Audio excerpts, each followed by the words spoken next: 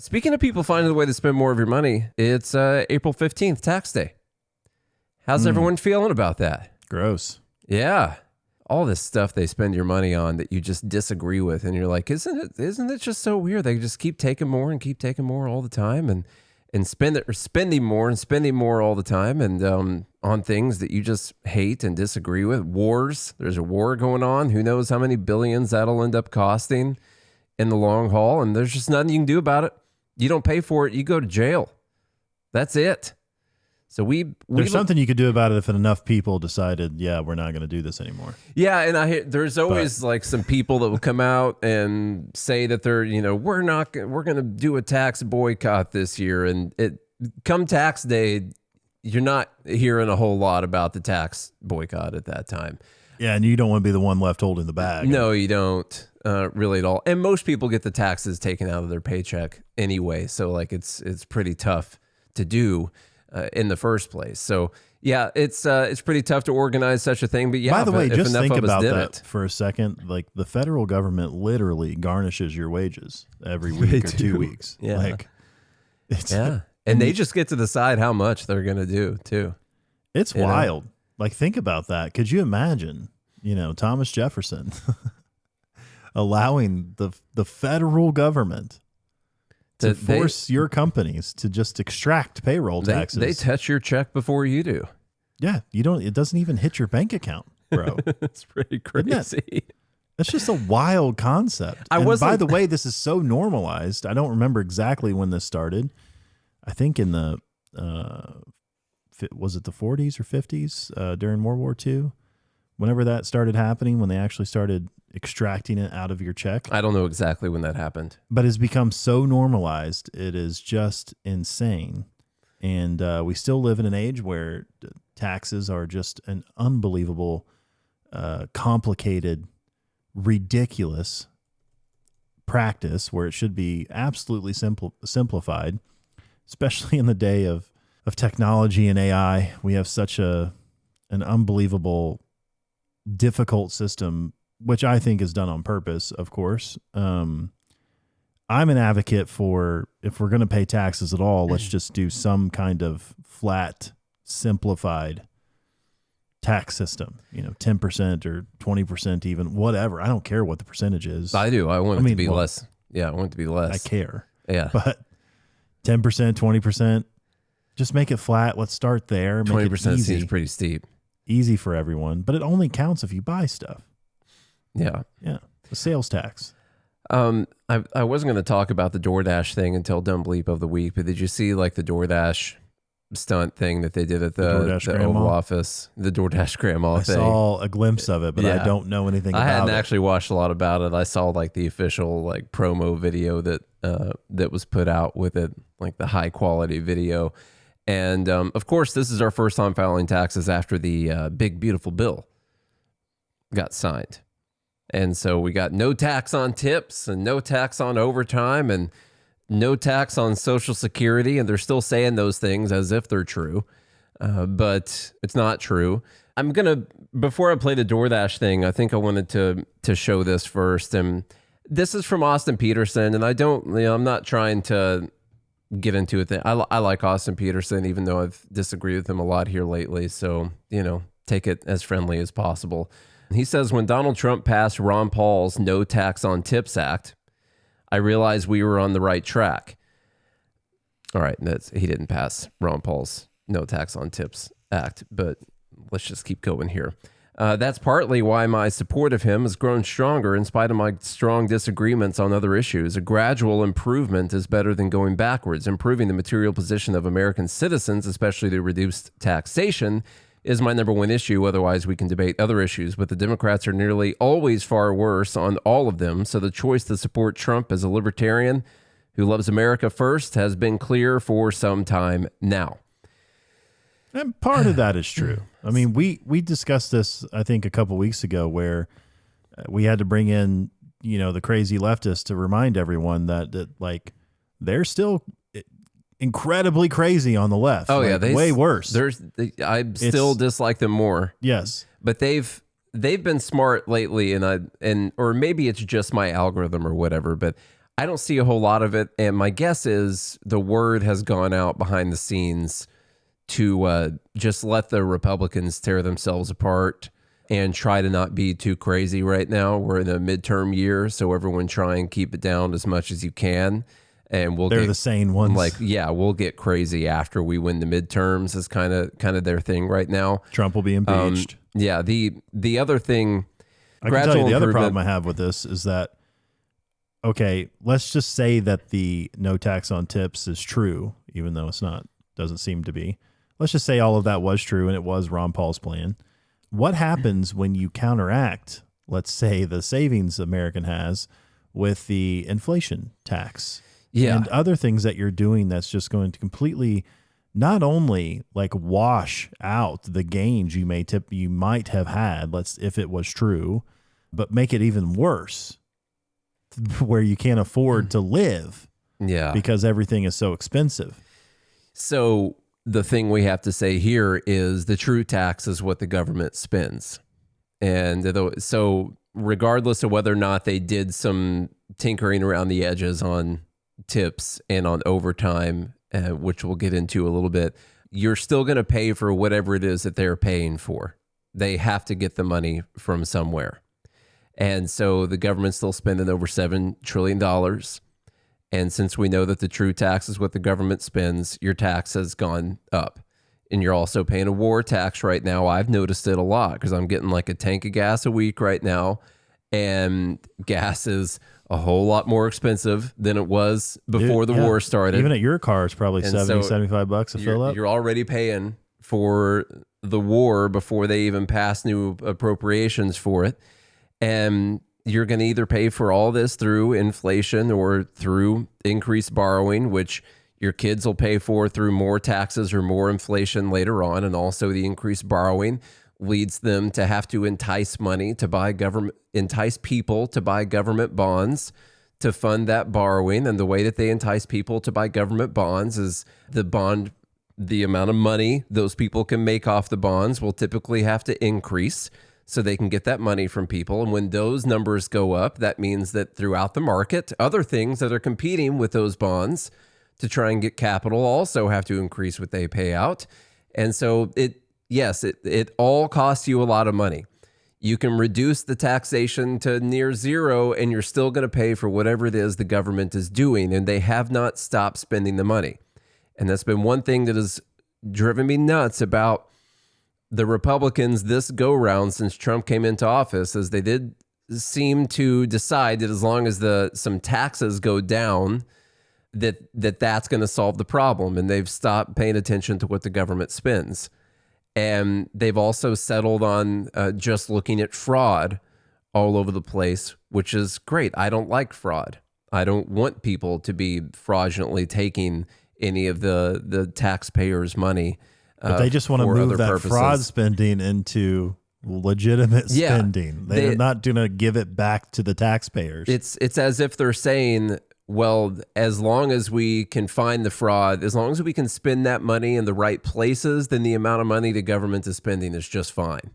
That's what I've seen so far. There's not any real effort to take the number they're spending and reduce it. And by the way, Trump said this out in the open. I mean, he said, like literally, not verbatim, I'm paraphrasing here, but he literally said something to the essence of, look, as a businessman, when I look at the balance sheet, it's not that bad. Yeah. You know, well, you look at the assets. Our assets versus liabilities, and the revenue we take in. We're doing pretty well. Mm-hmm. It's like, okay, well, tell me how you're going to sell $200 trillion in assets to cover the unfunded liabilities. Who's going to buy them? China. Oh, China's going to buy more of our land. I'm just like, everything. If you're looking at the government as a business, like as a business owner, that's one thing. But like, we're the people that are getting the money taken from us. And we're the revenue. I don't really get to put the federal government's assets on my like balance sheet to go get a line of credit or something like that, So they're just, when you're like their source of income or go to prison and they have all these assets from it, like, sure, I'm sure they can look at that balance sheet and say it looks pretty good. They're farming our income, and we're just the cattle for them. Forced consumers. with a shitty product. The thing with and even worse service. The obvious like caveats we have to say with the no tax on tips is that it's up to $25,000, and it's not so much that you put what you got in tips and they don't tax that. You take what you got in tips and they take it off of your actual taxable income, and so that makes it a little bit different. And then the overtime, we'll still say like no tax on overtime. That's up to $12,500. First off, the $25,000 for tips. That's great it's great for a lot of people that are struggling. Like, sure, I'm happy about that. I also think that everyone deserves to get that, and there's a lot of people who make way more than that in tips, or like their entire income is in tips. I mean, look at a bartender in downtown Nashville or something like that. Okay. They're the ones looking at this and saying, it's not no tax on tips. You're going to allow me to deduct $25K from my taxable income, but I made $100K in tips last year, and that's still getting taxed right now. It's more like $300K in tips. Yeah. Which some people hear that and say, well, those people don't need a break. Well, screw you. They still deserve to keep their money also. Yeah. It's like, so I'm getting taxed on $275 plus. Do they get the standard deduction on top of that?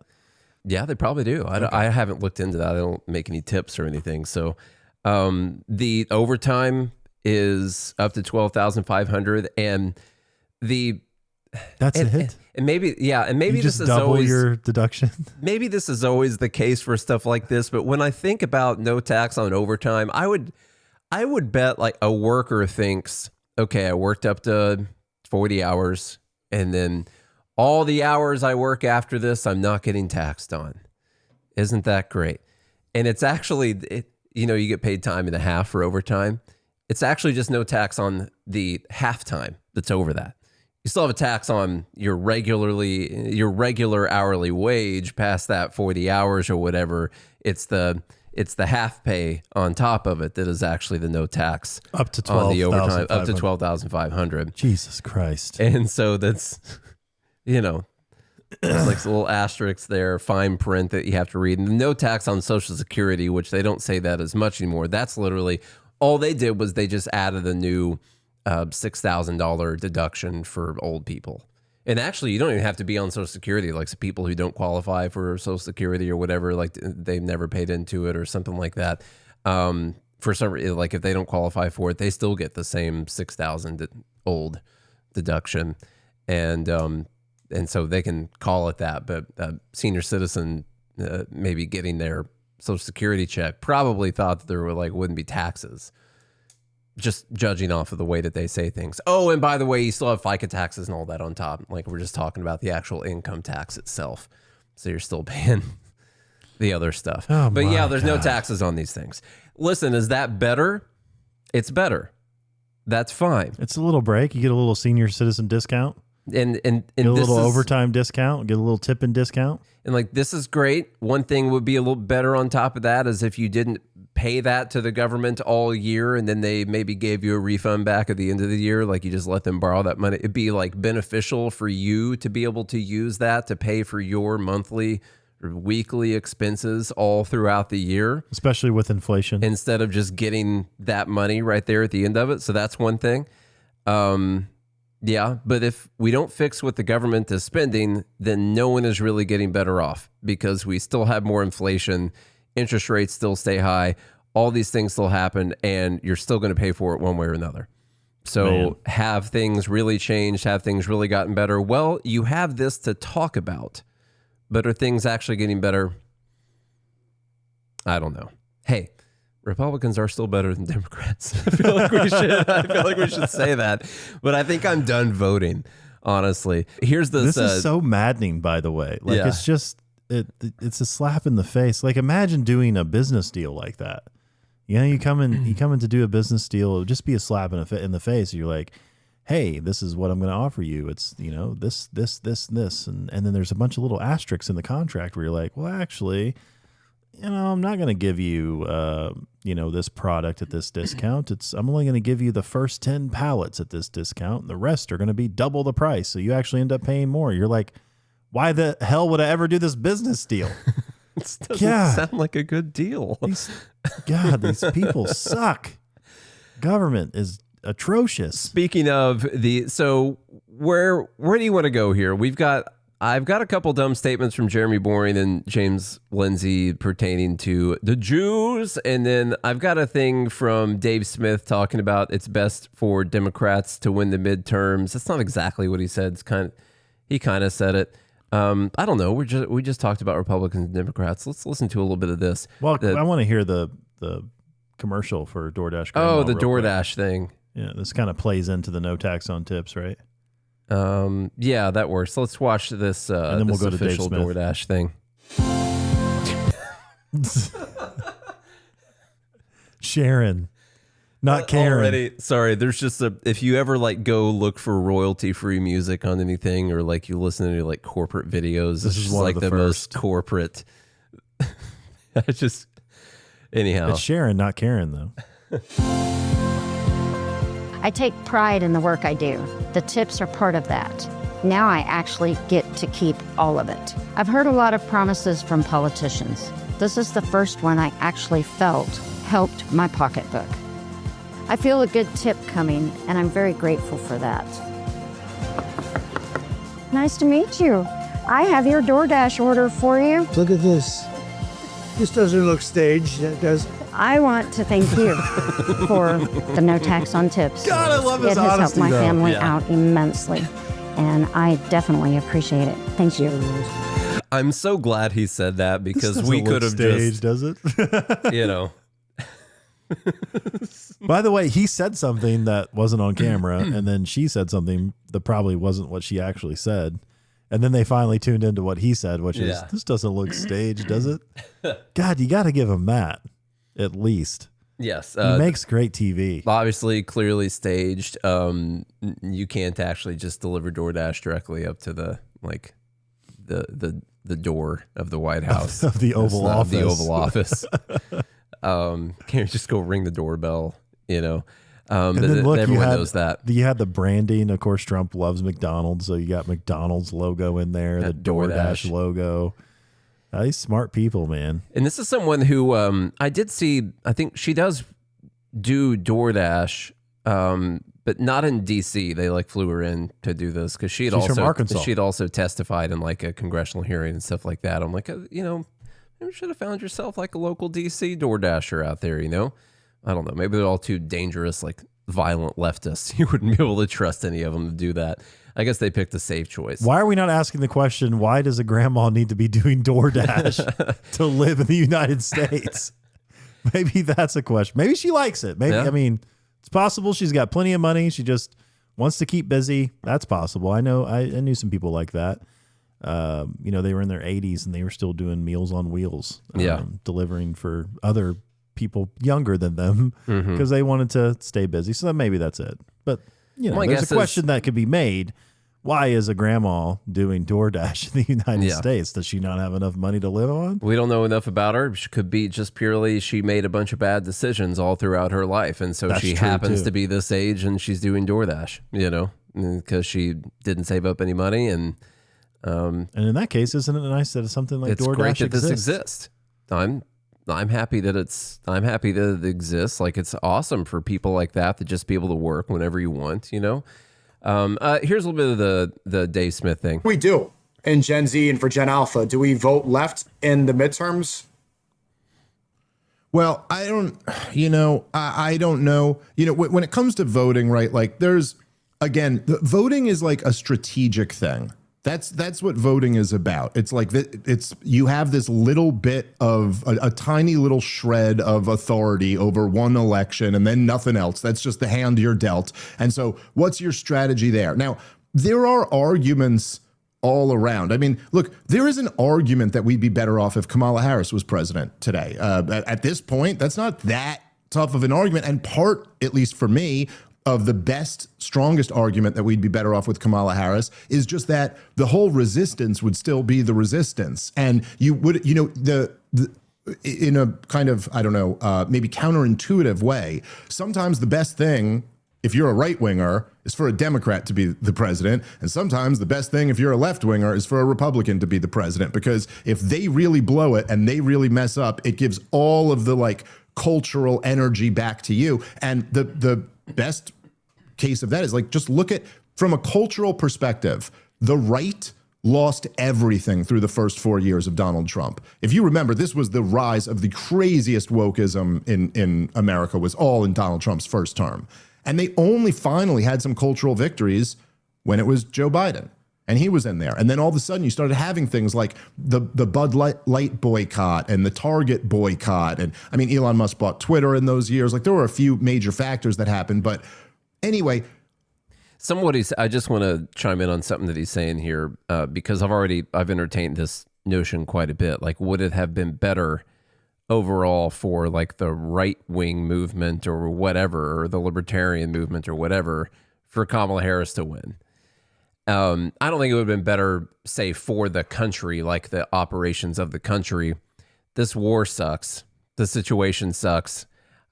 I don't know if it would not have happened otherwise. There's no way of knowing that. Well, like there was one problem with Kamala Harris winning. This is something Elon Musk brought up, which is if the left wins, then the left is going to win forever because of all of the illegal immigrants they were talking about basically making citizens within the time frame of Kamala Harris's first term ending. And they would all be Democrat voters mostly. And so it would completely change the economics of voting in favor of Democrats all across the nation. I mean, they were busing people into different locations to establish in swing states and other places. So it's possible.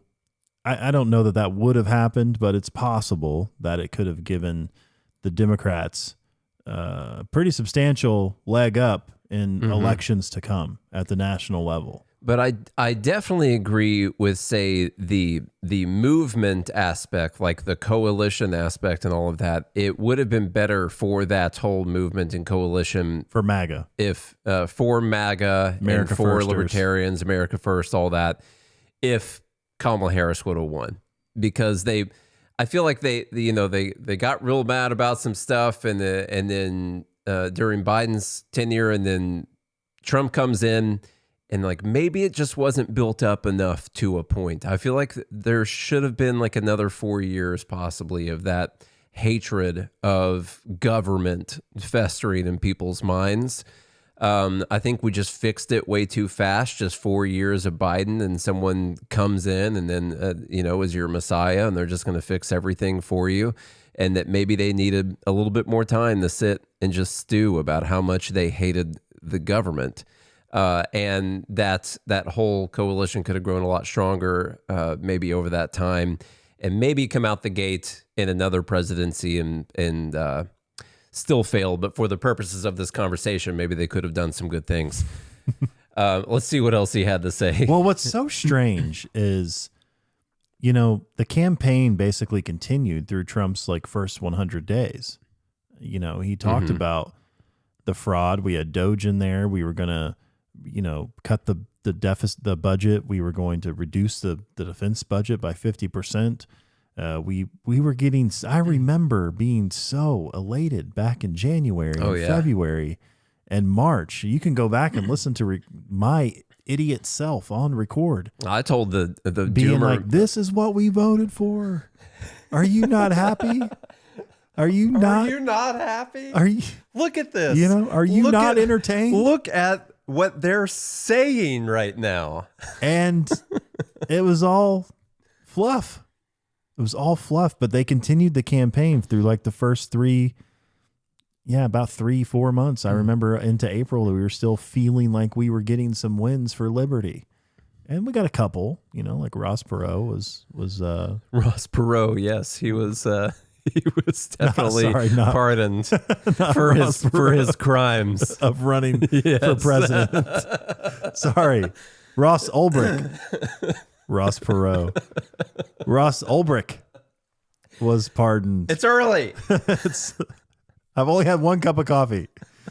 And we got some other, maybe lip service wins, but it's all gone downhill from there. I mean, I do think that there's been deregulation that has happened. There have been things on the executive there's definitely level. been a bunch of detransing. Some woke stuff, some deregulation stuff, some climate change stuff has definitely happened at the executive level. And that is great, and I'm glad that they did it. Of course, my fear on that is that can just be like brought back at the executive level with the next administration too. So the biggest problem here has been that Congress hasn't really been involved in enacting any of these big changes that we wanted to see. The issue with the DOGE stuff that you were talking about. DOGE tried to do some stuff. And in the very beginning, they tried to do some stuff. And Trump tried to do some stuff. And courts came in and said, judges came in and said, you guys can't do this stuff. This was appropriated by Congress. Congress has got to do this. And so the biggest disappointment... Can't fire federal workers. Yeah, which they still have gotten rid of a lot of them. But they slowed the judges, the legal system slowed the process down so much that like all that momentum died. The legal system. And my biggest issue with that is that Trump didn't turn around and say, okay, well then, Congress, it's up to you. These are the things that like DOGE pointed out. These are the things that we've identified as all this fraud, and I'm not going to sign the single motherfucking bill unless you guys get rid of all this stuff. I want and abolish the Department of Education on my desk. I see Thomas Massey's introduced that like 8 times. I want that on my desk.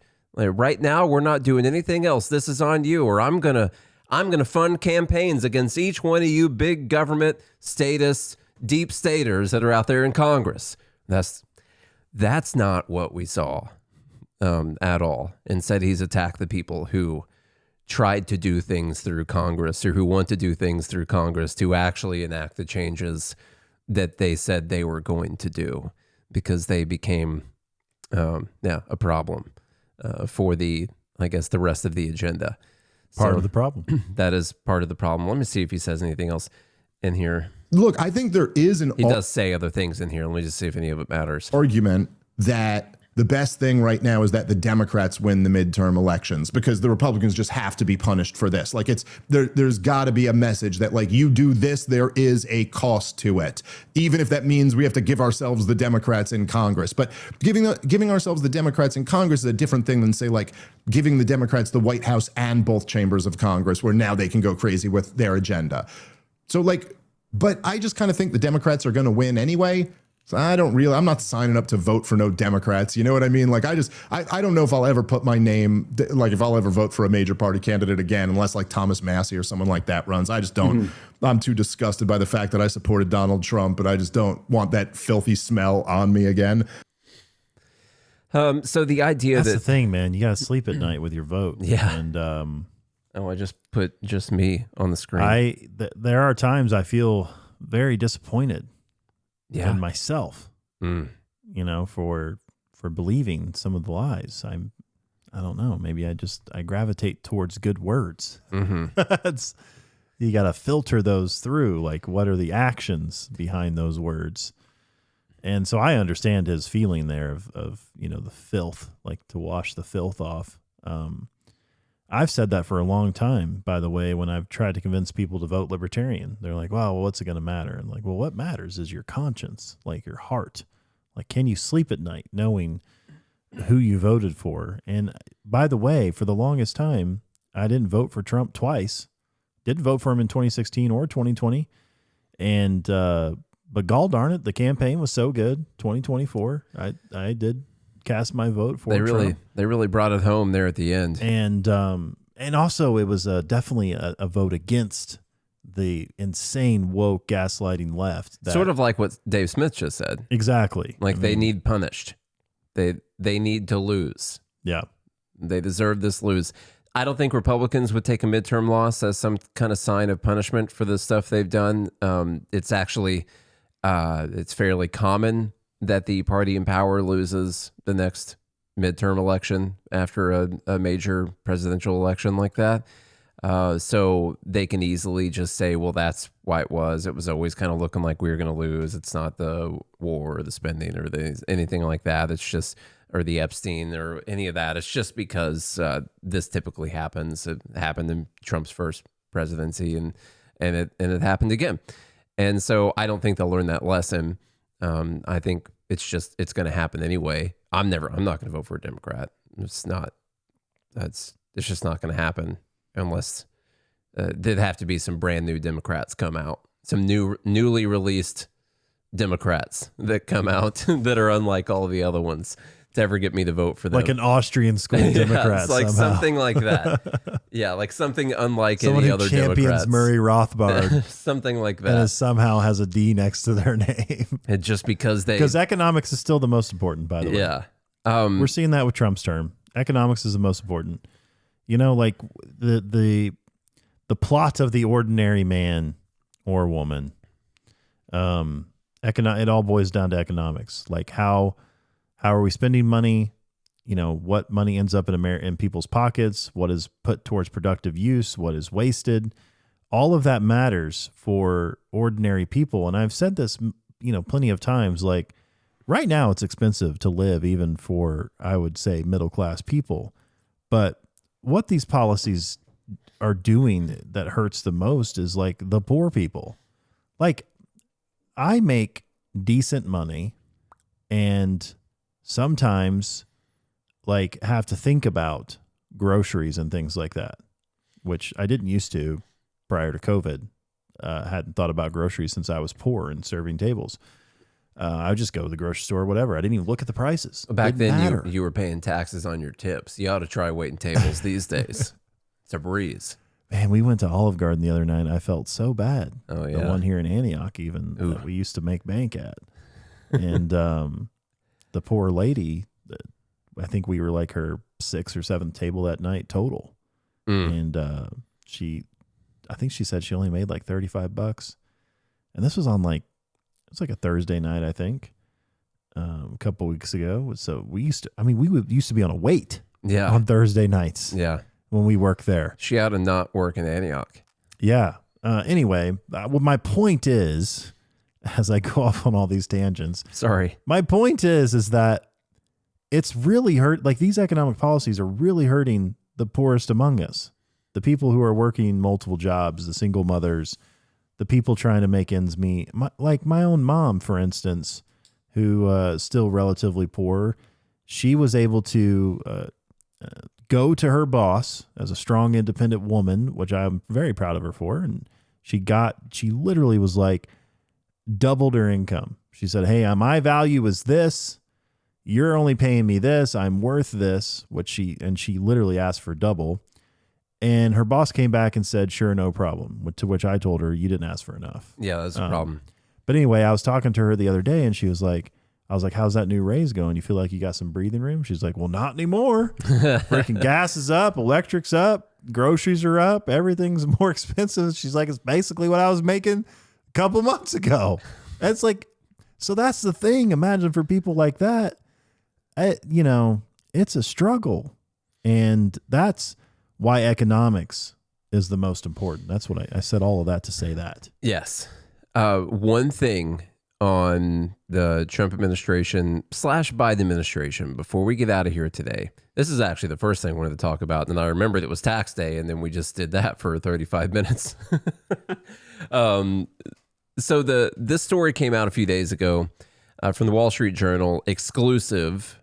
Trump promises mass pardons to staff before leaving office. Is anyone surprised? I'm not surprised. No, not surprised at all. President Trump has repeatedly promised his top administration officials pardons before he leaves office, according to people who have heard his comments.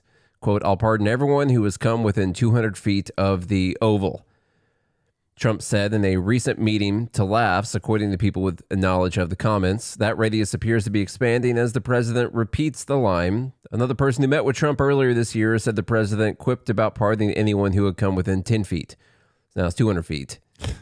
Yeah, so it's going to keep, if you just ever enter the White House, he's going to pardon that DoorDash driver. All kind anything like that. That actually kind of would be funny if he gave her a pardon because he said within 200 feet of the Oval Office. Yeah.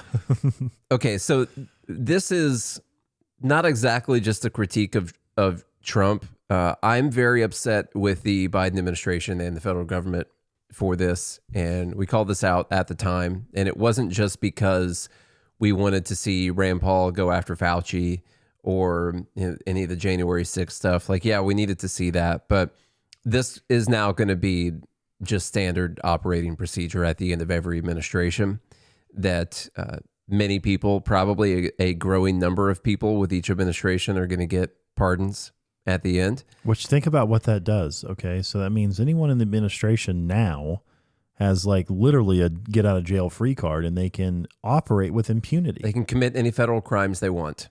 And literally it's with impunity. Mm-hmm. And that is a dangerous game. Thanks, Biden. Yeah, that's Biden's fault. Now, Trump, talking about doing it this time, and he probably will. And of course, Biden did it because they're worried about political prosecutions of people's political opponents. And that's a fine excuse, and a lot of people on the left accepted that. But sometimes people do need prosecuted for the terrible things that they did. Fauci, at the very least, needs prosecuted for lying about all the murders he committed. There's other things he needs he needs prosecuted for too. People in the maybe in January 6th, maybe there was some lying that went on with that. Maybe there's some stuff that went on with that. The Russiagate stuff, there's definitely people who need to prosecute from that.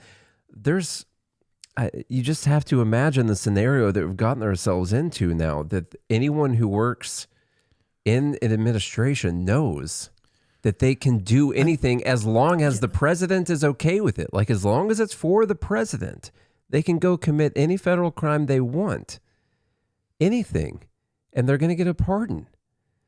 Do you guys understand what the government looks like down the road with that? You have to ask yourself, like, what is this, North Korea? We're just setting ourselves up for like all the authoritarian of all authoritarians to come into power. Mm-hmm. That's what you're setting up. Now, how do we change this? Well, the only way to change this would be an amendment to the Constitution. That is the only way. That's the only way. That is accurate. Can we narrow the scope of the pardoning power? The pardon power is an important power. It's one of the reasons that the founders put it in there. I'm not saying it doesn't have its utility. However, Congress / the states, if we don't want to go down a really dangerous road, are going to have to somehow figure out how to amend the Constitution to narrow the scope of the pardoning power. Mm-hmm. And I think the pardoning power is an important power. It helped out Ross Perot this year. And Ross Ulbricht. Yeah. 2 Rosses. Yeah. I think that's an important Someone power. like Snowden deserves it. Yeah. A lot of people deserve being pardoned. A bunch of people in prison right now deserve being pardoned, for sure.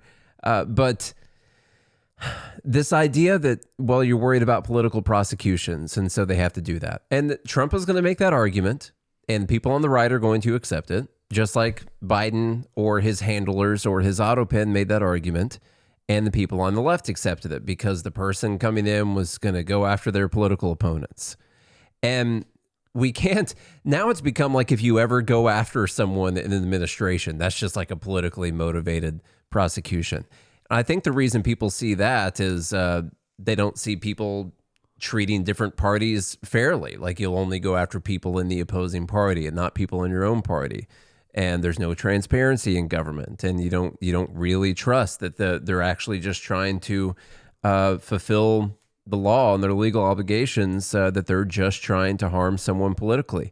That's another thing that really started with Trump and his the charges that they brought against him. That was politically motivated. It's the only reason they waited until he was definitely running for president to decide to bring all those cases. Like, years had gone by. They weren't going to do it. They waited until he was running for president to do it because they thought they could hurt him politically. And so I think it only helped him. It definitely helped him. I said that on the show. For sure. It definitely helped him.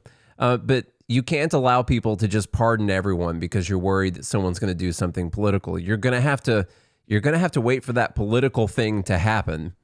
And maybe someone's going to suffer through that political prosecution. And you're going to have to trust that wrong is going to get righted somehow in the future, But you can't just decide that everyone in the administration can just break whatever law they want and you're going to give them pardons. None of us want to live under that. People on the right, you do not want to live under any Democrat presidency where everyone just knows that any federal law broken, everyone's just going to get a pardon. You don't want to live under that. People on the left who were fine with Biden do it, you don't want to live clearly under Trump doing it either. And so everyone is going to have to agree, and that might be the reason why we could actually get a constitutional amendment on this. I think both sides are going to see how freaking dangerous this is, and there could be an actual decent push from both Republicans and Democrats to get some kind of an amendment on this thing. That's more hopeful than I am. Usually I'm the more hopeful one. I don't see either side being okay after we see Trump's pardons. God, when you have a power like this is like the Ring in the Lord of the Rings, man. This is precious. Yeah. All right. Yeah, like you don't think people are going to be trying to protect that type of power? But you can do whatever you want. Now that I think about it, that's dumb to be that optimistic. One of the pardon, does the pardon apply to state crimes? No. Okay, so they have to be careful not to commit these crimes in their home state. Yeah, yeah. Where a state prosecution, I would assume can come like after you can't pardon people for state crimes. That's state business. So I'd assume they can't do these preemptive pardons for that. Yeah, I'm not sure. I don't see why they would be able to because the pardoning power doesn't cover that. So yeah. I could be totally wrong. We have to look into it. Anyway, let's get out of here. That was totally random. We didn't really talk about the war at all. It'd be nice on tax day if Trump could issue a pardon to all Americans for taxes. Yes. That would be a pardon, a sweeping pardon. I would absolutely, whether it was done by auto pen or not, I would absolutely cheer for. That is our final ask. So. And even if it was auto pen and he didn't want to do it, but someone else did it, I'm fine with that. And let's pardon that person for breaking the law and doing that pardon. That's if they need me to go up to space and drill a hole into an asteroid coming to the United States or coming to the world to destroy the world and drop a nuke and all of that, as long as I didn't have to pay taxes the rest of my life, yeah, I'd do it. That'd be fine. Yep. And I just want to sleep in a Lincoln bedroom in the White House. So yeah, I'll go on Artemis 3. Yeah. Change the mission from the moon to the asteroid. We'll make it happen. All right, y'all. If you enjoyed today's episode, share it around. Leave us a rating and review on Apple Podcasts and Spotify. On YouTube, drop a comment, share the YouTube, and hit that like button. And make sure you're subscribed to the channel. That way you get all the updates and watch the videos. That's another thing. You probably enjoyed this, so you might as well do it and make sure other people watch it too. If you want to support the show with some dollars, then you can visit the links in the show notes to support the sponsors that support this show and sign up for the Fed Haters Club. That's joingml.com. If you do all of that, we'll be back again on Friday because I know Nate won't be here tomorrow. So we'll be back Friday. Until then, I hope you have a good day and a good morning, Liberty.